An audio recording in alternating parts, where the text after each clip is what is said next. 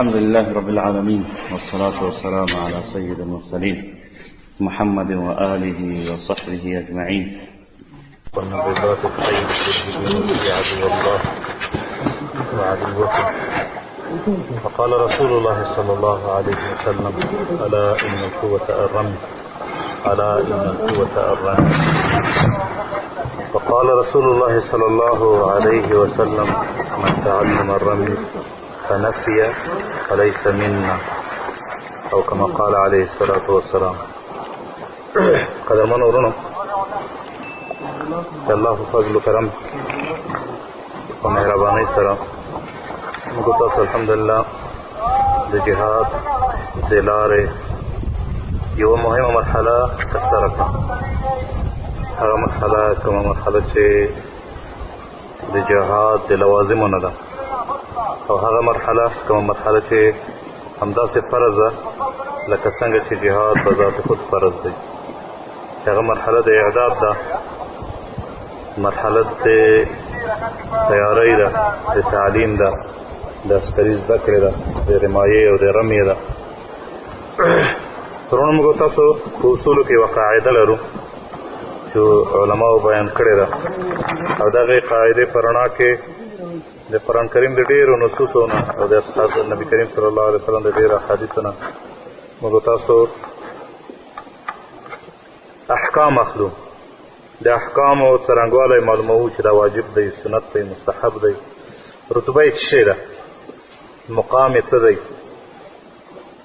او هغه قاعده دا ده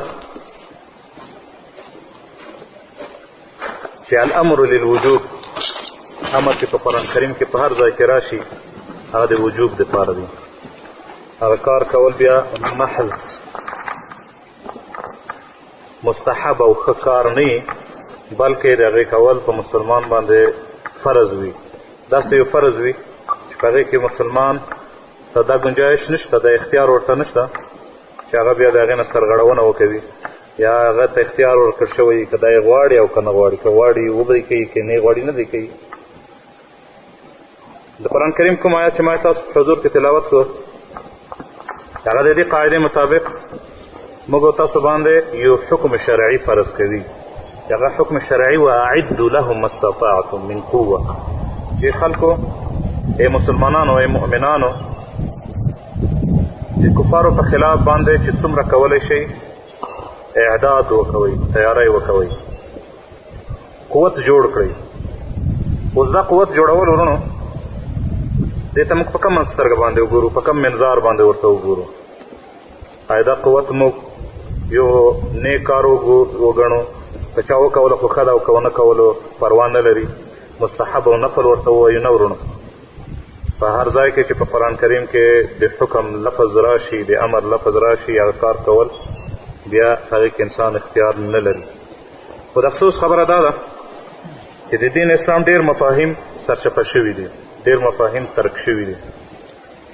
ډېر داسې مفاهیم دي شرعي چې په هغې ته به صحابه کرام او سلف صالحین په یو نظر باندې کتل، د وخت په تېرېدو سره هغه کارونه، هغه مفاهیم خلکو د خپل مزاج مطابق جوړ کړي دي. څه انسانانو، مسلمانانو خپلو دا کار کړی، او څه په دانسته طور باندې د هغې دښمنانو او کفارو. ورونو، تر څو پورې چې جهاد ته صحابه کرامو یا سلف صالحین یا خیر القرون کې مسلمانانو په هغه نظر باندې ورته کتل، په کم نظر چې ورته کتل پکار دي. تر هغه وخته پورې امت عزیز و، باعزته و، سربراه مسلمانانو، حکمران مسلمانانو، سیادت مسلمانانو په لاس کې و. په د کمې ورځې نه چې د مسلمانانو د جهاد مفهوم د کجۍ په لور باندې لاړو، د همغه ورځې نه ذلت د مسلمانانو شروع شو.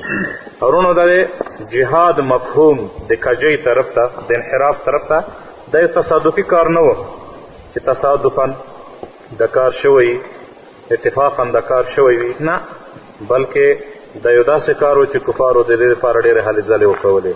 کفار چې کله دې نتیجې ته ورسېدل، صلیبیان چې مسلسل صلیبي جګړو کې مسلسل شکستونه وخوړل، باوجود د دې چې قوت د دوی، انفرادي قوت د دوی زیات و، عسکري قوت د دوی زیات و، اقتصادي قوت د دوی زیات و، خو په هر مقام او په هر ډګر باندې به دوی د ماتې سره مخکې کېدل. اولنۍ صلیبي جګړه چې کله په یرموک کې وشوه، په هغې کې تاسو وګورئ چې د مسلمانانو مقابل ته په لکاو د روم عسکر را جمع شوي وو، او صرف د یو دولت نه وو، تقریبا په هغه زمانه کې چې څومره صلیبیان وو تر ډېر لرو لرو وطنونو پورې د ټول سره یو ځای شوي وو د هرقل ته قماندې لاندې.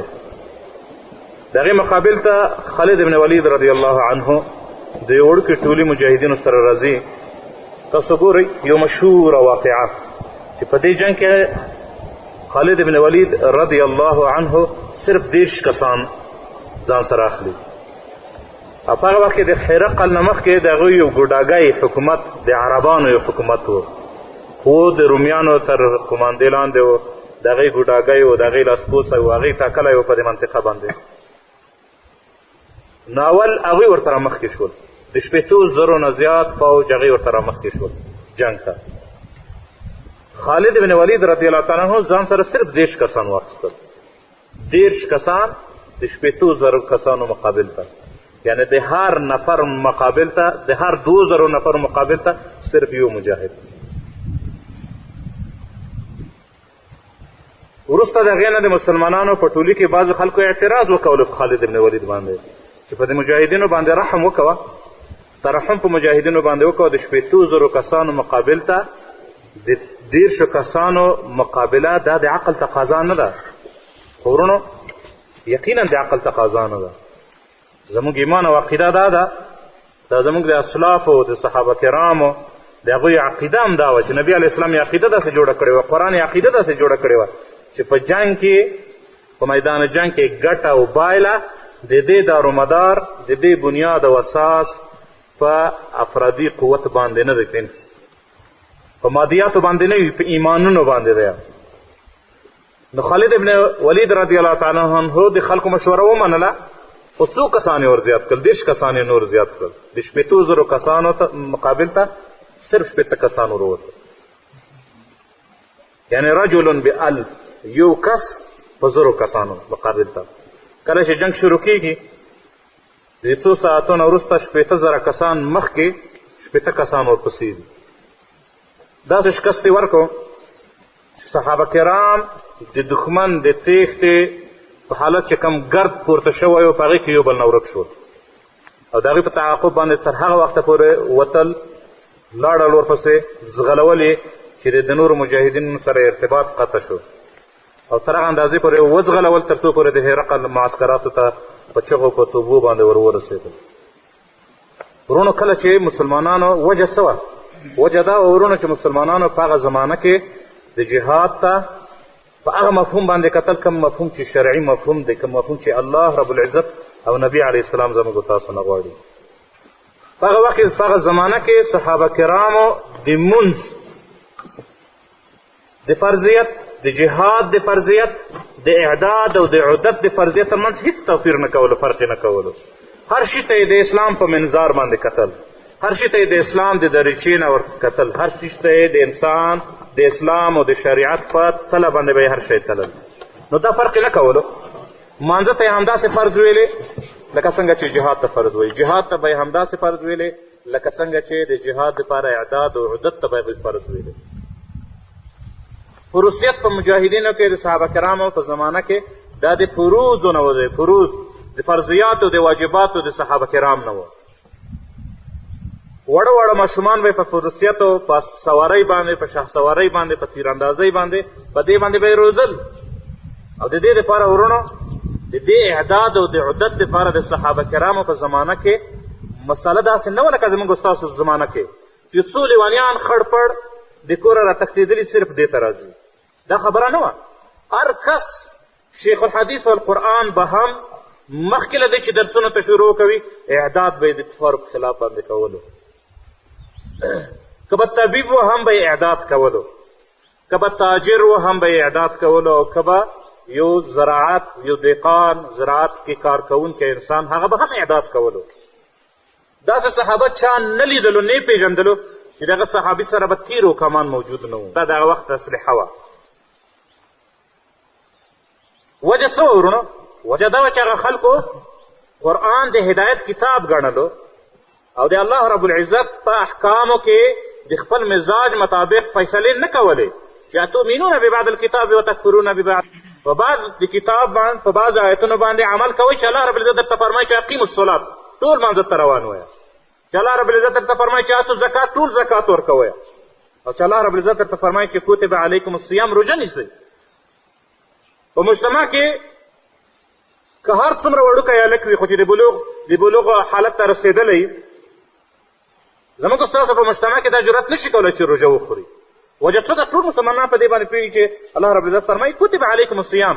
څنګه ممکنه ده چې د مسلمانان په کورنۍ کې د یو ماشوم چې بلوغ ته رسېدلی هغه د روژه ونه نیسي؟ همغه رب چې په همدغه لفظ باندې فرمایي چې کتب علیکم الصیام کتب علیکم القتال هم فرمایي. صحابه کرامو دواړو ته په یو نظر باندې کتل. همدا وجه ده چې د شپېتو کسانو مقابل ته د 80,000 نه شوی ټینګېدلی، ځکه د هغې ایمانونه داسې جوړ شوي وو، د هغې رګ رګ جهاد و، د هغې یو ویښته جهاد نارې وهلې، هغې د وړکتوب نه فرصت زده کړی و، اس سواري د هغوی مهارت په همدې کې و، د هغوی جوماتونه ټریننګ سینټرونه وو. تاسو به صحابه کرامو د زمانې ډېر داسې سیرت کیسې به تاسو غواړئ چې نبي علیه السلام څومره تشویق کړي دي خلک. نبي علیه السلام لهو لعب منع کړی دی، حرام دی هر لهو لعب په اسلام کې، خو څو شیانې ترې مستثنا کړي دي. د هغې نه یو اس سواري ده، ځکه چې دا اعداد دی د کفارو. هغه وخت په اسونو باندې جنګ کېدلو. تیر و کمان نشانه بازي د دې نه مستثنا ده. نبي علیه السلام ترغیب ورکړی دی. هغه جومات چې 5 وخته موږ ځو جمع پکې کوو، نبي علیه السلام به په همغه جومات کې فرصت خلکو ته ورښودلو، تیراندازي به یې ورښودله، نیزه بازي به یې ورښودله، په همغه جومات کې مسجد نبوي کې فرق یې نه کولو. همدا وجه وه چې د 80,000 مقابل ته بیا 80 کسان کافي وو، ځکه هغوی ټولو ته په یو نظر باندې کتل، په یو معیار باندې ورته کتل، په یو ترازو باندې تلل. عزت د مسلمانانو، آبرو د مسلمانانو وه، حاکمیت د مسلمانانو وو. په د کوم وخت نه چې مسلمانانو تکاسل وکوو، حب الدنیا و کراهیت الموت، د وهن په مرض باندې اخته شو، او وروسته د هغې نه خلکو د دې په خاطر باندې چې خپل ځان ته براعت ورکړي، د دې په خاطر باندې چې د جهاد نه تخلف وکوي، نو لابودي ده چې د جهاد په احکاماتو کې د نبي علیه السلام په اوامرو کې تأویلات وکوي. هغه تأویلات یې وکول، هغه فاسد تأویلات سبب د دې شو چې امت مسلمه یې د ذلت سره مخ کړه.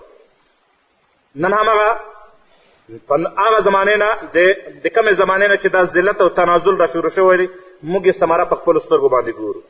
نن هغه فریضه چې صحابه کرامو به په مانځه سره یو ځای ادا کوله، چې مانځه ته به تلل، تیر و کمان به یې ځان سره وړو.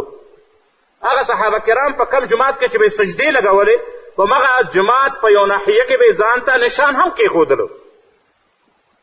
نن هغه فریضه چې صحابه کرامو دومره په ښکاره باندې کوله، دومره په اهتمام سره یې کوله، نن یې موږ تاسو د غلو په شانتې کوو.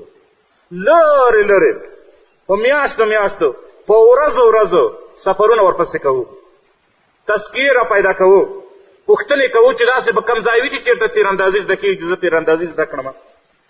بیا چې پیدا کړو چېرته لرې ځنګلونو ته ورپسې ځو، چې په ځنګل کې څوک ونه ویني، څوک هم ونه ویني. کافر او یهودی او نصرانی نه، کافر او یهودي نصراني کې دومره زور او دومره قوت نشته چې د ما منطقې ته راشي. د خپل مسلمان نه ډارېږو، د خپل مور او پلار نه پټ راځو، خپل مور او پلار ته نه وایو. ډېر جرأت چې وکړو خپل مور او پلار ته یو بانه جوړه کړو، څوک ورته د سیاحت هېڅ پروا نشته، لاړ شه سیاحت ته. څوک ورته وایي چې دعوت او تبلیغ ته وځم، 40 ورځې لګوم، په دې کې پټ په پټه والعیاذ بالله گویا دا اعداد او عدت دا یو شرمناک کار دی، گویا د عیب کار دی، گویا د بدماشانو د بدکردارو خلکو کار دی. لکه څوک چې رقص او ډمتوب زده کوي، شوق یې ډېر وي، خو پلار یې نه ورته پرېږدي، نو په پټه باندې راوځي چې چېرته د ډمتوب مرکز ته ځان ورسوي. نن موږ تاسو په هغه شکل باندې راځو، یو پټ راوځو، ځنګلونو ته ځو، که چېرته بیا ګرځو ورپسې، که څوک کم استاذ پیدا کړو، استاذ نشو پیدا کولی، ټریننګ سینټر نشو پیدا کولی. حال دا چې د صحابه کرامو په زمانه کې هر کور، هر جماعت، په کوم جماعت کې چې 15 وخته د حي علی الصلاة نارې وهل کېدې، د حي علی الجهاد نارې به هم پکې وهل کېدلې. د نبي علیه السلام جماعت ټریننګ سینټر و، هغوی به هلته به ټریننګونه حاصلول، هلته به نیزه بازي کولې. نبي علیه السلام د هېڅ شي مسابقه نه ده کړې. نبي علیه السلام د فوټبال او د کرکټ او د فلان او د فوټبال مقابلې نه دي کړي. نبي علیه السلام که مقابله کړې ده هغه د سوارۍ کړې ده. نبي علیه السلام د تیراندازۍ کړې ده. نبي علیه السلام بیا جوایز ورکړي دي صحابه کرامو ته، تر څو یو د بل سره تنافس وکوي په دې کار کې، یو د بل سره سبقت وکوي، زده یې کړي، اهتمام وکوي. که کوم سړی د ایمان په وجه باندې، ایمان د کمزورۍ په وجه باندې د دې نه تخلف کوي، تر څو پورې نبي علیه السلام یې په نور شان باندې حریص کړي، تیز یې کړي ورباندې، تحریض یې کړي ورباندې، تر څو پورې فرصت پرې نه ږدي. کوم حدیث ما ستا په حضور کې قرات کړ، نبي علیه السلام فرمایي من تعلم الرمی فنسیه، چا چې رمایه زده کړه، ډزې زده کړې، کلاشینکوف او پیکا او راکټ او باروت یې زده کړل، ثم نسیه، په یو روایت کې فنسیه، بیا یې هېره کړه، ترک یې کړه، څه وخت وروسته هېره شوه ترېنه، څه وخت وروسته پرېښودله، کلاشینکوف ټریننګ سینټر کې کلاشینکوف کېښودله، بېرته دنیا طرف ته یې رجوع کوله. د دې نه یې کار وانخیستو، زده کړی دې دپاره نه چې دښمن په دې سینه پرې وولي، په دې تندیس دښمن پرې وولي، خو دا کار یې ونه کولو، پرېښودله. نبي علیه السلام فرمایي فلیس منا، دا زما د امت نه دی. ورځ د قیامت به نبي علیه السلام په حوض کوثر باندې ولاړ وي. روایت کې راځي چې ډېر به داسې خلک د امت محمد صلی الله علیه وسلم نه راځي، د نبي علیه السلام طرف ته به منډې وهي تر څو د نبي علیه السلام د مبارک لاس څخه اوبه وڅښي د حوض کوثر. نبي علیه السلام او د هغوی ترمنځ به بعضې ملایکې حائل شي، مخه به یې ونیسي، نه به یې پرېږدي. نبي علیه السلام فرمایي امتي امتي، ای ملایکو پرېږدې دا زما امت دی. ملایکه به ورته فرمایي چې یا رسول الله صلی الله علیه وسلم، تا ته پته نشته، تا ته معلومات نشته، ستا د رحلت نه وروسته، ستا د وفات نه وروسته دې خلکو ستا سنتونه پرېښي وو. دا هغه سنتونه دي چې نبي علیه السلام پکې فرمایي چې لیس مني، زما نه نه دی، لیس منا، زما د امت نه نه دی. ډېر داسې حدیث دی نبي علیه السلام په آخر کې دا وایي. نن چې څوک فرصت زده کړي، نن څوک چې رمایه زده کړي، پرېږدي، په ورځ د قیامت باندې بیا دا مخ د دې جوګنۍ چې نبي علیه السلام ته یې وروښیي. ځکه د نبي علیه السلام یو سنت، د الله رب العزت یو واجب، د نبي علیه السلام یو حکم زده کړی دی. د څه په خاطر زده کړی؟ د دې په خاطر زده کړی چې تر څو پورې د صادر کې چلیږي، تر هغه وخته پورې د دین، د ناموس، د قرآن، د سنت، د خپل عزت او د آبرو دفاع ورباندې وکوي. نه د دې په خاطر باندې چې څه وخت یو CD د کتلې په جذبه کې راغلی، یو فلم د کتلې په جذبه کې راغلی او ډزو ته د شوق شوی دی. دا ورونو دا مرحله چې اوس موږ او تاسو طی کړی یا طی کوو، دې ته په دا نظر باندې نه ګورئ چې دا مشغله ده، دې ته د سیاحت په نظر باندې مه ګورئ، دې ته د یو لهو لعب په نظر باندې مه ګورئ، دې ته د یو مهارت او د فن په نظر باندې مه ګورئ. دا عبادت دی، دا اسلحه ځان سره ګرځول عبادت دی، دا اسلحه چلول عبادت دی. او بیا داسې عبادت دی ورونو چې نفلي عبادت نه دی، مستحب و سنت عبادت نه دی چې ته پکې مخیر یې چې کوې او که نه کوې. فرمایي واعدوا لهم، فرض ده در باندې، لازمه ده در باندې، خامخا به یې زده کوې. د ورونو د امت اسلامي یو جمع غفیر د الله رب العزت دا حکم یې په ځمکه غورځولی دی، داسې غورځولی دی، داسې غورځولی دی ورونو چې نسیه منسیه د خپل قاموس نه یې بلکل ایستلی دی، تصور هم د دې نه کوي. څوک چې کلاشینکوف ته لاس اچوي، کلاشینکوف رخلي، هغې ته همجي وایي، دهشتګرد ورته وایي، هغې ته د سولې، د سوکالۍ، د امن مخالف ورته وایي، د هغې بربادونکی ورته وایي. همداسې الله رب العزت ما ته فرمایي چې واعدوا لهم ما استطعتم. د قرآن حکم دی، څنګه د قرآن حکم منې چې اقیموا الصلاة واعدوا لهم ما استطعتم نه منې، دا همداسې فرض دی لکه څنګه چې مونځ در باندې فرض دی، دا همداسې فرض دی لکه څنګه چې روژه در باندې فرض ده. د ورونو دا د مجاهدینو آواز نه دی، دا د هغې فارموله نه ده چې راویستلې، دا د هغې قاعده نه ده چې راویستلې ده، دا د الله رب العزت حکم رباني دی. دا د ورځ د قیامت باندې به دا حکم چلیږي که چا ونه کولو دا کار. لکه څنګه چې په ترک د فریضې باندې، په ترک د واجب باندې انسان تارک د فریضې ګڼل کېږي، فاسق پې ګڼل کېږي. په داسې حالت کې چې انسان مري چې نن قرآن سوځي، نن ښځې بې عزته کېږي، بې ابرو کېږي، جوماتونه ړنګېږي، او د قرآن او د ټوپک ته لاس نه اچوي، ټوپک نه یې زده کوي، باروت نه یې زده کوي، راکټ او زړکۍ نه یې زده کوي. د ورونو په دې سربیره چې بې غیرتي ده، بې ناموسي ده، دې سربیره د قرآن حکم یې تفکو لاندې کړی دی انسان. په داسې حالت کې چې مري، رب العزت ته به څه جواب ورکوي؟ الله رب العزت په نیز باندې صرف 3 کسان معذوره دي. یو ړوند دی، یو مریض دی چې نشي تللی، او بل ګوډ دی چې نشي تللی، دا معذور دي. نن د تنومن ځوانان چې په ښارونو کې په کلبونو کې ځانونه داخلوي، یخنککونه یې اغوستي، ساعت په ساعت خپلې مټې په شیشې کې دا کوي. چاته یې ساتې ده؟ چاته یې برابرې؟ دا حکم خو الله رب العزت د دې نه مخکې در کړی دی. الله رب العزت درته د دې نه مخکې ویلي دي. دا د انګریز ثقافت زده کوې چې په هغې باندې په بازار کې په سکول او په کالج او په پوهنتون کې یو څو حرکتونه وکړې، خلکو ته ځان پرې وښیې، او هغه حکم چې الله رب العزت درته کړی چې واعدوا لهم استطعتم. ای خلکو، ای مسلمانانو، ای مؤمنانو، ای بندګانو، د کفارو په مقابل کې تیاری وکوئ چې څومره تاسو کولی شئ، څومره چې ستاسو استطاعت وي. د څه شي تیاری وکوئ؟ د قوت تیاری وکوئ. ورونو ډېر داسې خلک دي متعولین چې په حقیقت کې هغه متعولین چې په متخاذلین دي، هغه خلک چې د دین د نصرت نه ناس خلک دي، د دې په خاطر باندې چې د خپل ځان دپاره د خپلې بېغیرتۍ په خاطر د خپلې بېغیرتۍ دپاره یو غطا پیدا کړي، یو ستار د شرف، یو ستار د پردې ځان ته، یو پرده ځان ته جوړه کړي، د قرآن په آیتونو کې تحریف کوي، خپل اعداد او عدد ته نشي وتلی، نو د دې په خاطر باندې چې دا ځان بارې کړي، د قرآن آیتونه تحریفوي. د قرآن آیت صریح آیت چې واعدوا لهم استطعتم من قوت تیار کړی.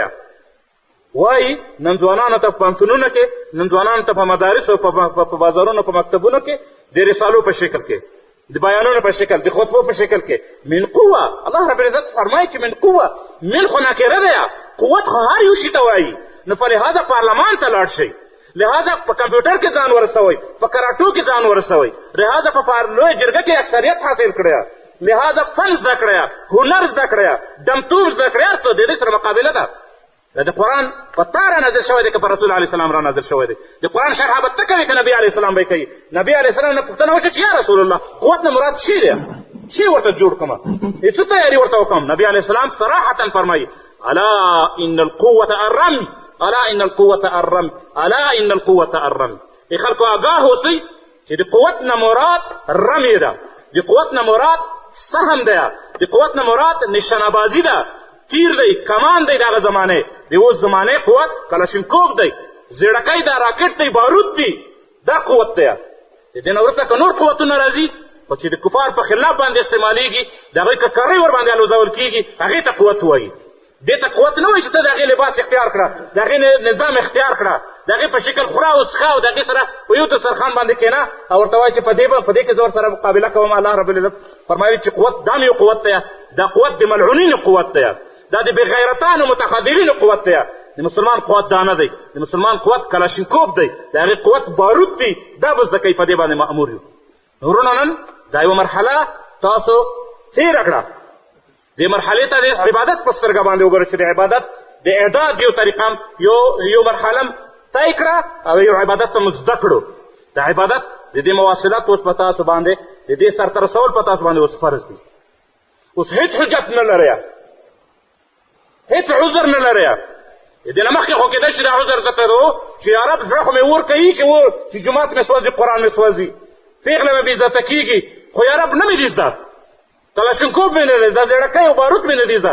نن دې دا هم زده کړه، خدای ته به سبا ورځ به رسول علیه السلام ته ورځې، د الله دربار ته به ورځې، د اصحابو درنه وځي، قبر ته به ورځې، الله رب العزت ته به څه عذر پېښ کوي چې یا رب ولې په کور باندې ناست ومه، اعداد مې وکولو، په بهترینه طریقه باندې مې وکولو، یا رب په بارودو خو مې ستا ځمکه ولړزوله په تجربو باندې.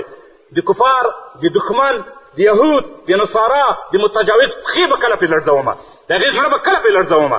نن دغه مرحله درته پاتې ده. د الله نه دعا وکوئ، د الله نه وغواړئ او د الله سره صادقه اوسئ چې الله رب العزت ستاسو نه کار واخلي او دغه کم څه چې زده کړي دي دا په کفارو باندې استعمال کړئ او تر هغه وخته پورې استعمال کړئ تر څو پورې چې د روح در کې چلیږي. صرف د افغانستان د ازادۍ پورې نه، موږ د وطن د ازادۍ لپاره نه جنګېږو. موږ زموږ وطن، هر هغه وطن زموږ وطن دی چې الله پیدا کړی دی او د الله انسانان، د الله بندګان په اوسېږي، هغه زموږ وطن دی. موږ وطن چاپېریال نه پېژنو، موږ حدود 4 نه پېژنو په اسلام کې. پاکستان زما وطن دی، افغانستان او تاجکستان او ازبکستان زما وطن دی. که د قوقاز ځمکې دي او که وروسته د شام او د جزیرة العرب ځمکې دي، دا ټول تر اندلسه پورې دا به ټول ګټو، که یې نه ګټو د خپل سر به پرې بایلو. نو ورونو دومره مرحله را رسېدلې ده د الله نه په دې کې ثبات وغواړئ وکونو مع الصادقین او د الله رب العزت سره صادقه واوسېږئ صداقت وکوئ ورونو دا صداقت وکوئ لکه کعب بن مالک رضی الله عنه د یوې غزا نه شاته پاتې شوی و نبي علیه السلام چې ورسره کله قطع تعلق وکړو د غزوا نه واپس راغلو نبي علیه السلام راوغوښتو تقریبا د اتیاو شاوخوا منافقین پاتې وو جهاد او جنګ او غزوې ته نوتلي هر سړی ورغی چرب زباني کوي چرب زباني کوي څوک یو دلیل پیش کوي څوک بل دلیل پیش کوي کعب بن مالک رضی الله تعالی عنه راغی نبي علیه السلام ته نبي علیه السلام مخې ته کېناستو یا رسول الله صلی الله علیه وسلم په الله مې د قسم وي که د بل چا مخې ته ناست وی ما به ځان ترېنه خلاص کړی و او یا رسول الله تا ته ښه پته ده چې ما ته الله رب العزت جدلي ژبه را کړې ده ما ته الله رب العزت د فصاحت ژبه را کړې ده او ته ښه پوهېږې چې زه څومره فصاحت لرم زه کولی شم چې تا نه ځان خلاص کړم او نن تا نه ځان خلاص کړم سبا به په ورځ د قیامت به د الله نه څنګه ځان خلاصوم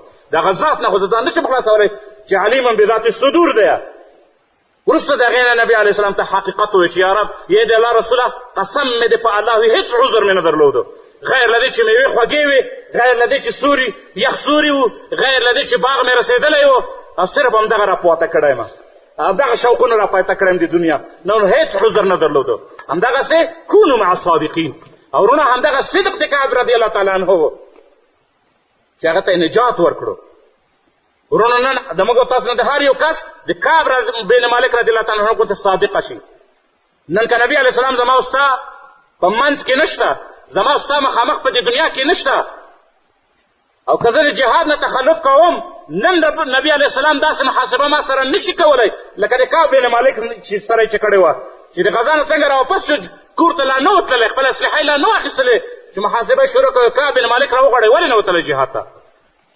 نن د هغه رسول علیه السلام که نشته د هغه رسول رب شته دی د هغه رسول رب دی ګوري ویني دي چې ته ولې د جهاد نه تخلف کوې سبا دی لکه څنګه چې کعب بن مالک داسې مخامخ شو د نبي علیه السلام د سوال سره چې ما خلفکه یا کعب څه شي را پاتې کړې ولې شاته پاتې شوې ولې غزا ته لاړې نه نن دا در په یاد کړه چې سبا ورځ نن که دا جواب د سوال جواب تا سره نه کېږي په دې دنیا تاخیر شوی دی دا نه چې ته معاف شوی یې ورځ د قیامت به د نبي علیه السلام داسې مخامخ به ورځې حوض کوثر ته په دې نیت ورځې چې اوبه ترې نه وڅښې نبي علیه السلام پوښتنه درنه کوي چې ما خلفک څه شي پاتې کړی د جهاد نه شهادتنامې پاتې کړې آیا ښځې پاتې کړې زراعت پاتې کړې میوه پاتې کړې د خپل ژوند آینده غم پاتې کړې په دې وجه باندې جهاد ته پاتې شوې بیا به زما ستا جواب څه وي ما تا جواب هغه وخت چې عملنامې بندې وي د کعب رضی الله تعالی عنه دپاره خو بیا هم ژوند فرصت موجود و بیا هم توبه وویستله دوباره یې رجوع وکوله هغه ورځ به زما ستا عملنامې بند دي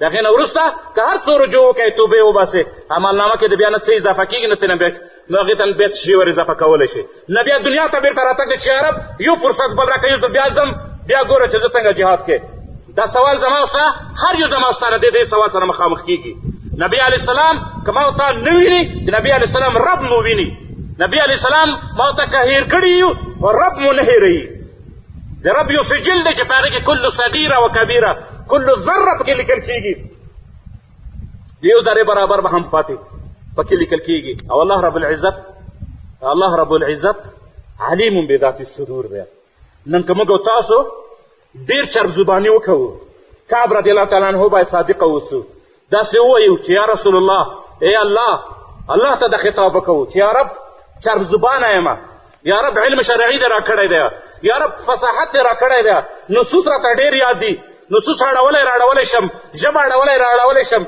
یا رب هر چا ته دوکه ورکولی شم یا رب امیر ته یې هم ورکولی شم عالم ته یې هم ورکولی شم استاد ته یې هم ورکولی شم کور کې خپلې مور او زنانه او کورنۍ خپلوانو ته هم دوکه ورکولی شم ځان ته ویشتلی شم یو شرعي مبرر ځان ته پیدا کولی شم چې اوس زما د جهاد وخت نه دی زه باید بل کار وکوم خو یا رب نه کومه ځکه یې نه کومه چې ستا په مقابل کې زما ژبه نه چلېږي ته خو علیم بذات صدور یې تا ته خو پته ده چې زه جهاد نه ولې راپاتې کېږم نو وروڼو د خپل رب سره صادقه شئ د خپل نبي علیه السلام سره د ملاقات هغه ورځ را په یاد کړئ چې په کومه ورځ باندې به تاسو ورځئ د دوه کارونه مخې ته کېږئ یو دا چې نبي علیه السلام به تا نه پوښتنه کوي چې رمې دې زده کړه رمایه دې زده کړه علم دې زده کړو د اسلحې د باروتو وغیره وغیره د هغې نه وروسته آیا په هغې باندې د عمل وکولو که نسیه منسیه دې کړه که نسیه منسیه دې کړه، نبي علیه السلام په ورځ د قیامت ملایکو ته وایي چې سحقا له سحقا له، هلاکت دې ده ته لرې که معنی لرې که، دا زما د امت نه دی. اسلحه یې زده کړه، بېرته یې هېره کړه. یو دا سوال. بل دا سوال ورونو چې دومه مرحله ده، هغه مرحله د عملي جهاد د کفارو د کړۍ الوزول په دې اسلحه باندې، په هغې کې ځان ته جواب اوس را پیدا کړه. که نن تخلف کوې، نبي علیه السلام به سبب حوض کوثر ستا مقابل ته راځي، مخامخ به درته راځي. که نن دا پوښتنه تا نه ونه شوه د کعب په شانتې، سبا په آخرت کې در باندې کېږي. سبا په هغه ورځ باندې درته کېږي چې یو طرف ته به د جنت وي، بل طرف ته به د دوزخ وي. د دوزخ د اور اوازونه، بدبویي، حرارت، دا به هم درته راځي، او د جنت خوشبویي ښکلا به هم په سترګو باندې ګورې. اول ته به بله خبره نه وي، درېیمه لاره به پکې نه وي، درېیم جاده به پکې نه وي، یا به دې طرف ته کېږي یا به دې طرف ته کېږي. نبي علیه السلام به هلته پوښتنه در نه کوي چې یا فلان یا عبدالله، ای زما امتي یا امتي، ما خلفك عن الجهاد، ما خلفك عن الغزوة، ما خلفك عن نصرة الدين، عن نصرة لا اله الا الله. بیا په ورځ باندې به الله نبي ته به کوم جواب ورکوي چې ای د الله نبي ستا کاریکاتور جوړېدو، ای نبي ستا په نوم باندې خلکو ملنډې وهلې، تا ته دهشتګرد ویل کېدلو، تا ته فسادي ویل کېدلو، ستا د امت احرارې ښځې بربنډلې کېدلې، ستا جومات ورانېدو، قرآن ورانېدو، سنت طبقو لاندې کېدلو. ای رسول الله صلی الله علیه وسلم، زما عذر څه و، ولې زه جهاد نه پاتې شوم؟ آیا عذر لرئ؟ آیا جواب نبي علیه السلام ته لرئ؟ په هغه ورځ باندې به د کعب غوندې تا ته فرصت نه وي چې تا ته نبي علیه السلام وایي چې ځه پاڅېږه، چې تر څو پورې الله نه یې بښلی زه دې نه بښمه، او توبه وباسه الله ته چې کله د الله، او بیا په 50 ورځو کې الله ستا توبه قبوله کړي. هلته به یو طرف ته جنت، بل طرف ته دوزخ وي، چې نبي علیه السلام درته وایي چې سحقا لکه سحقا لکه، هلاک دې شي ته، هلاک دې شي ته. د هغې نه وروسته بله لاره نشته، بیا زنځیرونه دي، سلاسل دي، یا به د ملایکه پکې همدغسې لاس پښې به دې تړي، جهنم اور ته به دې بیا غورځوي. بله طریقه پکې نشته ده. نن ورونو د ژوند یو څو لحظې دي، د ژوند لحظې دي ورونو، دا کلونه نه دي، دا متاع الغرور ده. په دې باندې دوکه نه شئ. د آخرت ورځې سره یې مقایسه کړئ. د 50,000 کاله چې به صرف د الله په دربار کې، د الله دربار کې به صرف دې لپاره ولاړ چې الله موږ او تاسو سره حساب کتاب وکړي، او د جنت ژوند خو پرېږده، او د دوزخ والعیاذ بالله ژوند خو پرېږده. هغې سره یې مقایسه کړه. هغې سره چې مقایسه کړه ورونو، دا زموږ او ستاسو ژوند که 50-60 کاله نور موږ ته الله رب العزت لیکلی، دا لحظې دي، دا لحظات دي، صرف یو څو لحظې دي. آیا دا لحظې کوم طرف ته تګ کوې، کوم طرف ته یې مصرفوې، په کومه جاده باندې مصرفوې، په کوم اړخ باندې مصرفوې، د ځان سره ته خپله فیصله وکوه. آیا د متاع الغرور چې نبي علیه السلام ورته ویلي دي، هغه ژوند چې نبي علیه السلام ورته د لهو لعب ژوند ویلی دی، په هغې کې تېروې، او که د الله رب العزت جنتونه ورباندې حاصلوې، او که د الله رب العزت رضا ورباندې حاصلوې، چې هغه په بل څه باندې نه حاصلېږي، تر څو پورې چې د ورونو دومه مرحله ادا کړې نه وي، او هغه مرحله د جهاد. ورونو بل الله رب العزت چې په موږ تاسو باندې یو لوی نعمت کړی دی، هغه نعمت دا دی چې ورونو موږ د نفاق د دایرې نه څو قدمه راووتلو. نبي علیه السلام فرمایي چا چې نه غذا وکوله او نه د غذا تمنا وکوله، او په داسې حالت کې ورته مرګ راغی، نو دا انسان مړ شو، په داسې شعبه باندې مړ شو، د نفاق د شعبو نه په یوه شعبه، د نفاق د دروازو نه په یو دروازه باندې لاړو، د آخرت ته ننوتلو، د دنیا نه رخصت شو. نو ورونو تمنا نه څو قدمه راوړاندې الله رب العزت موږ تاسو باندې فضل و کرم وکولو، چې هغه تمنا رنګ راوړ، هغه تمنا، هغه خوب چې لیدلو چې د جهاد خوب او تمنا هم درلوده، الله رب العزت راوستلو. د نفاق د دایرې نه لرې شو. دا د نفاق دایره ده ورونو چې څوک په دې دایره کې راچرخېږي، د ځان سره کله په شعرونو کې یادوي، کله چېرته څوک ترانه وایي، دا یې ترانه ورسره زمزه کوي، کاش چې په جګو جګو غرونو کې وایي، کاش کې چې دغه وایي.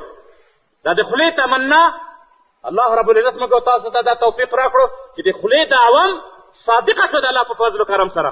غرونو ته راغلو، جګو غرونو ته راغلو، د باروتو اوازونه مو واورېدل، د دښمن تیارې په خپلو سترګو باندې ولیدلې، دا د الله په فضل و کرم سره. ورونو نن هغه ځوانانو ته موږ هم دا وایو چې تر څو پورې به د نفاق په دې دایره کې ګرځئ، تر څو پورې به الله او رسول ته دوکه ورکوئ، او د هرې ترانې سره به ترانه زمزه کوئ چې کاش په غرونو کې وای. ولې نه کېږي؟ څه عذر لرې په غرونو ته ولې نه ځې؟ ولې ټوپک ته لاس نه کوې؟ تر څو پورې به ورونو دا کلاشینکوف تصویرونه زما او ستا په لیلیه او زما او ستا په کوټه کې د کوټې زینت ګرځېدلی وي، د کلاشینکوف تصویر دلته راځوړند کړه، د زړکۍ تصویر دلته راځوړند کړه، په کمپیوټر په ډیسکټاپ باندې د کلاشینکوف او د زړکۍ پټۍ واچوه. تر څو پورې به موږ دا کارونه کوو؟ دا پرېږدئ، ښځو ته یې پرېږدئ، جینکیو ته یې پرېږدئ، ځکه د هغې مجبوري د هغې سنګر ته نه شي راتلی. هغه چې د جهاد سره زیاته مینه لري په همدغه باندې خپله تنده ماتوي چې کلاشینکوف تصویر راواخله، په کوټه کې ولګوه، په کمپیوټر باندې ولګوه، په کتاب باندې ولګوه. دا د جینکو کار دی. ته څه عذر لرې؟ خصوصا افغان ځوان څه عذر لري؟ خلک د اروپا نه راځي، د امریکا نه را رسېږي، د خراسان ځمکې ته را رسېږي، په میاشتو میاشتو سفرونه ورته کوي، په لکونو لکونو روپۍ ورته مصرفوي، ویزې په څه مشکلاتو باندې راخلي، بیا را رسېږي د ځمکې ته. ستا د کور مخې ته امریکایان ګرځي را ګرځي، د امریکایانو د ټانګونو په اوازونو باندې خوب نه ته را پاڅېږې، د امریکایانو د تیارو په اواز باندې ته هر سهار د خوبه را پاڅېږې. ته چې کله هم بازار ته ځې، مدرسې ته ځې، پوهنتون ته ځې، په وخت کې د دا نجسې قوارې د لسو سلو نه زیات مخامخ در سره مخامخ کېږي، در نه تېرېږي. ته نو څه عذر لرې؟ ستا د کور سره ټریننګ سنټرونه دي، ستا د کور نه د 100-200 کیلومترو فاصله، بلکې د 50-60 کیلومترو په فاصله باندې مسلح جبهې دي، او ته تر اوسه پورې په خپل کمپیوټر کې د کلاشینکوف عکسونه د زینت لپاره ګرځوې. څه وخت به د کلاشینکوف ستا اوږې ته راځي؟ څه وخت به د کلاشینکوف خپل لاس کې اخلې؟ تر څو پورې به پردیو خلکو الوزولي بمونو ته به ته ماشاءالله والله اکبر نعرې تکبیر به ورته وایې، په ګرمه کوټه کې به ورته ناست یې. څه وخت به دا ریموټ بټن ته خپله وهې؟ کوم وخت یې د ځواني ساتلې ده چې نن نه راوځې، نن یې نه زده کوې؟ خلک راځي، د امریکا نه راځي، د اروپا نه راځي، د ډینمارک نه ځوان راځي، د افغانستان د خراسان غرونو ته بارود زده کوي، بیا ځي د ډینمارک هغه بدماشان ورباندې الوزوي چا چې د نبي علیه السلام کاریکاتور جوړ کړی دی. او ستا په کور کې، ستا د کور د مخې سره هم دا مجاهدین تېرېږي، ستا په زړه کې هېڅ تحرک نه راځي. د دې نه معلومېږي چې صادق نه یې د الله سره، د خپل دعوې کې صادق نه یې. کونو مع الصادقین، د صداقت طرف ته راودانګه، یو درجه را وړاندې شه چې الله رب العزت دې قبول کړي. هو اجتباکم، الله رب العزت فرمایي جهاد ته انتخاب الله رب العزت کوي. دا په دعوو په بټو باندې نه کېږي، دا په لوی لوی دعوو باندې نه کېږي، دا الله رب العزت کوي. خو الله رب العزت څوک قبلوي؟ الله رب العزت هغه څوک قبلوي چې یو قدم را وړاندې شي. الله رب العزت فرمایي څوک چې یو قدم را وړاندې شي زه 2 ور وړاندې کېږم، څوک چې په مزه را روان شي زه په منډه ور روانېږم. ته خو یې څو قدمه را واخله، صادق شه د الله تبارک وتعالی د دین سره، صادق شه د نبي علیه السلام سره صدق وکوه، د دې امت سره صدق وکوه. بیا ته ګوره چې الله رب العزت غرونو ته راولي او که نه راولي. هغه رب چې د اروپا د نجسې مجتمع نه یو ځوان راپورته کوي، د خراسان غرونو ته یې را رسوي، هغه رب دومره پیرزونه هم لري چې تا هم را وباسي. خو هغه چې په اروپا کې راپورته شوی، د قوقات نه را رسېدلی، د استانبول نه را رسېدلی، یا د جزیرة العرب نه دلته را رسېږي، هغه د خپل رب سره صادق دی، په صدق سره یې تمنا کړې ده، په صدق سره یې طلب کړی دی. الله رب العزت ورته بیا خپلې لارې خلاصې کړي دي. نو موږ هغه ځوانانو ته وایو چې نن د ژوند یو فرصت دی، سبا ته به ورونو په کټ باندې به پروت وي، یا به په ملاریا باندې مرې، یا به په سرطان باندې مرې، یا به د جګر په مرض باندې مرې، یا به په یو بل خبیث مرض باندې مرې، د ښځو په ژړا او د اوښکو مخکې به مرې. والله ثم والله عیب دی، افسوس دی په هغه ځوانانو باندې چې نن په کورونو په کټونو کې مري. بیا افغان ځوان، هغه افغان ځوان چې شهادت جنتونه یې دروازې ته راغلي دي، او دی په لغتو باندې وهي، او دی په لرې کوي د ځانه چې لرې شه، او د ذلت مرګ ځان ته رانږدې کوي. دا مرګ خو په خپله نېټه باندې دی. څومره د افسوس خبره ده چې روزانه د په وطن کې د نورو وطن خلک، د اروپا نه راغلي خلک، د عربو نه راغلي خلک، د ماوراء النهر د بخارا د امام بخاري لمسیان ستا په وطن کې وینې تویېږي، د شهادت لوړې مرتبې حاصلوي، د جنت لوړو درجو ته رسېږي. او افسوس دا دی چې ته د ملاریا په مرګ باندې مرې، د زنانه په طور باندې مرې، د یو بوډا او سپین ږیري په طور باندې مرې. افسوس دی. الله رب العزت موږ د داسې بې غیرتۍ د مرګ نه وساتي. یا رب دعا کوو، یا رب ستا په دربار کې دعا کوو چې زموږ په وینو باندې د اسلام د باغچه خړوبه کړه. یا رب، یا رب زموږ د بدنونو نه ټوکړې جوړه کړه د کفارو ته. یا رب موږ ته داسې مرګ راکړې چې قبر هم نه وي معلوم. رب داسې مرګ راکړې چې څوک هم وینه ونه ویني. رب داسې مرګ راکړې ستا په لاره کې مقبول شهادت چې څوک هم کفن ونه ویني، څوک هم په جنازه باندې اوښکې تویې نه کړي. یا رب داسې مرګ راکړې چې جنازه هم ملایکې پورته کړي. یا رب چې ملایکې را باندې وژاړي. نن د جنت دروازې خلاصې دي. نن ځوانانو ته وایو چې راسې په دین باندې غیرت وکوئ، د آخرت ګټه وکوئ. د دنیا د فاني ژوند مردار ژوند دا لرې کړئ د ځانه، دا عار لرې کړئ د ځانه.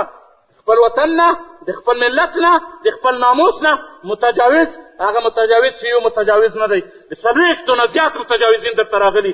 قرآن درته ولي، ورونه په ماسکراتو کې پټ وولي، بیا یې تصویر درته راوباسي، تا ته تصویر بیا نشر کړي، تا ته چیلنج کوي، د ګواښ کوي دی، درته وایي چې داسې د قرآن سوری کوم.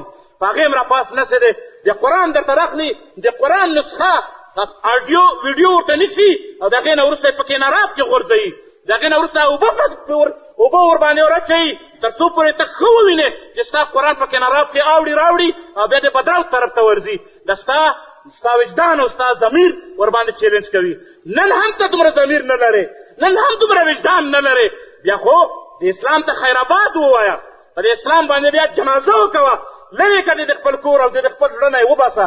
بیا په نامه باندې ځان دعوې ولې کوې، د اسلام دعوې ولې کوې چې نن هم د دین په خاطر نه راپورته کېږي، نن هم د کمپیوټر په کورس باندې په زرګونو روپۍ مصرفوې، نن هم د ادارې ویلو په خاطر باندې، د MBA او د BBA ویلو په خاطر باندې، د اقتصاد یو ناجس نظام چې انګریز درته راوستلی دی، د هغې نظام په خاطر باندې سوالونه کوي، یو بل ته قرضونه اخلي، خارج ته ورباندې ځې، سیمسترونه ورباندې وایې، په دې باندې په کلونو ورپسې ورکې خپل مور او پلار وطن دې پرېږدي، د دې په خاطر باندې چې د متاع الغرور دپاره یوه د شهادت الزور را پیدا کړې، تر څو سبا ته په یو سودي بانک کې غلام شي، د انګریز غلام شي، د هغې بانک وچلوې، د هغې دپاره دومره کار کوې. دا چې الله در باندې فرض کړی چې واعدوا الله ما استطعتم، خلک درته نارې وایي چې حی علی الجهاد، خلک په خپلو وینو باندې دا باغچه د اسلام درته خړوبه کړې ده، دا د اسلام ټریننګ سنټرونه یې درته آباد کړي دي په خپلو وینو باندې. په دې ټریننګ سنټرونو کې د سلګونو استادانو وینې دي، په دې کې یې سلګونو مجاهدینو هغه استادان چا چې د علم په تورث سره موږ پورې را رسولی دی، د هغې وینې پکې شاملې دي. د خپل ځان په وینو باندې، د خپل ځان په ټکړو باندې تا ته عسکري علم مفت درکوي، ویډیا یې درکوي، بدون د پیسو نه یې درکوي، دعوت هم درکوي، CD هم درلیږي، پیغام هم درلیږي، بیا د دې په خاطر باندې چې ته ورباندې تشویق شې. کله چې ټریننګ خلاصېږي د هغې ویډیو هم درته جوړوي چې دغه ځوان که په بل شي باندې که زما ناره یې اواز ته غوږونو ته نه ورځي، کېدای شي د ځوانۍ لږ راوښورېږي او د ټریننګ سنټرونو ته راشي. بیا هم الله رب العزت یې په زړه داسې مهر وهلی دی چې سترګې په دې هر څه باندې پټوي، مفت ټریننګ سنټر ته نه ځې، او هغه چې د کفارو نجاستونه دي هغې ته اته ساعته شپږ ساعته په صنف کې ورته ناست دی تر څو پورې متاع الغرور را پیدا کړې. ورونه افسوس دی د داسې خلکو په حالت باندې. دا خلک دې په دې باندې پوه شي که دا نه راځي د الله دین ته هېڅ ضرر نشي رسولی. الله رب العزت د نبي علیه السلام په ژبه باندې موږ ته بشارت را کړی دی چې په دې دنیا کې به تر ورځ د آخرته پورې، تر ورځ د قیامته پورې یو مجموعه به داسې وي، عصابة من امتي، یو مجموعه د ځوانانو به داسې وي، لا یضرهم من خاذلهم، هغوی ته به هېڅ ضرر نه رسوي چا چې پرېښودل، چا چې ورته دهشتګرد وویلې، پلار چې ورته حق وویلې، مور چې ورته حق وویلې، استاد چې ورته لوده وویلې، استاد چې ورته بېوقوفه وویلې، خلک د پوهنتون نه وویستلو، د مکتبونو نه ویستلو، د هر دنیا او د مجتمع نه یې لرې کړو، د خپل وطن نه یې لرې کړو، دا به هغوی ته هېڅ ضرر ونه رسوي. دوی به قائمین وي، تر هغه وخته پورې به قائمین وي، ظاهرین به وي، په دې دین په خاطر باندې به قتال کوي، ظاهر به وي، په هر ځای کې دنې دلته سر کته کړو سبا به هلته سر راپورته کوي، نن به په خراسان کې جنډه راپورته کوي، سبا به په جزیرة العرب او په قوقاز کې راپورته کوي، سبا به پاکستان کې راپورته کوي. څوک یې منع کولی نه شي، ختمولی نه شي. دا د نبي علیه السلام پیشګویي ده چې نبي علیه السلام کړې ده. وما ينطق عن الهوى ان هو الا وحي يوحى. نبي عليه السلام د ځانه دا خبره نه ده کړې، دا رب العزت ورته ویلي چې زما به داسې بندګان به وي، هېڅ پروا نه کوو موږ د دې.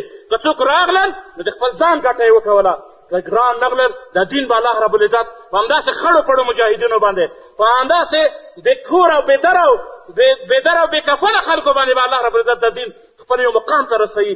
د امت به الله رب العزت خپل عروج ته دوباره رسوي، دوباره به الله تبارک وتعالی خپل مجد ته رسوي. موږ د الله رب العزت سره دا وعده کړې ده، د الله سره دا وعده کړو چې یا رب خپل سرونه خپل ځانونه ستا دربار ته راوړي دي. رب د جهاد د عظیم د فضیلت د لارې د عزت د لارې نه ما محروموه یا رب. د خپلو ګناهونو په وجه او د خپلې سستۍ او غفلت په وجه یا رب د دې عزت د ژونده موږ مه محروموه. یا رب د ژوند په موږ مه حراموه. رب زموږ د وینو نه تر هغه واخله یا رب چې ته پرې راضي شې. یا رب دومره ټوکرې د بدن نه جوړه کړه چې ته پرې راضي شې.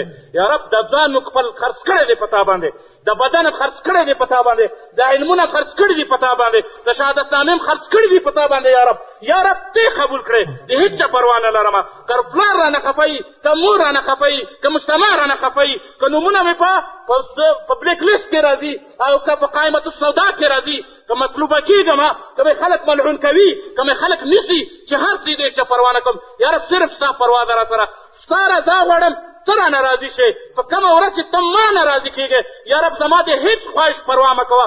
یا رب په همغه ورځ مې ټوټې ټوټې کړه، خو ته رانه راضي شه. یا رب هغه میادینو ته مې ورسوه چې ته پرې راضي یې. یا رب که په استشهادي مې راضي یې، یا رب دا زړه مې ستا په لاس دی. یا رب استشهادي رانه جوړ کړې، یا رب انغماسي رانه جوړ کړې. یا رب که داعي رانه غواړې، یا رب داسې داعي رانه جوړ کړه چې د هرې خبرې نه وې اټم بم جوړ شي او د کفارو زړونه ورباندې وچوي. یا رب داسې استاد رانه جوړ کړې په دې میادینو کې او په دې معسکراتو کې چې په سلګونو نه په زرګونو مک ځوانان وروزم او د کفارو بلډینګونه او د هغوی د حکمرانۍ ورباندې ونړومه. یا رب په دې وعده باندې خپله وعده در سره کوو، په دې وعده باندې ثابت قدمه پاتې کړې. نحن الذين بايعوا محمدا على الجهاد ما بقينا أبدا. وصلى الله تعالى على خير خلقه محمد وآله وصحبه أجمعين. سبحانك اللهم وبحمدك أشهد أن لا إله إلا أنت أستغفرك وأتوب إليك.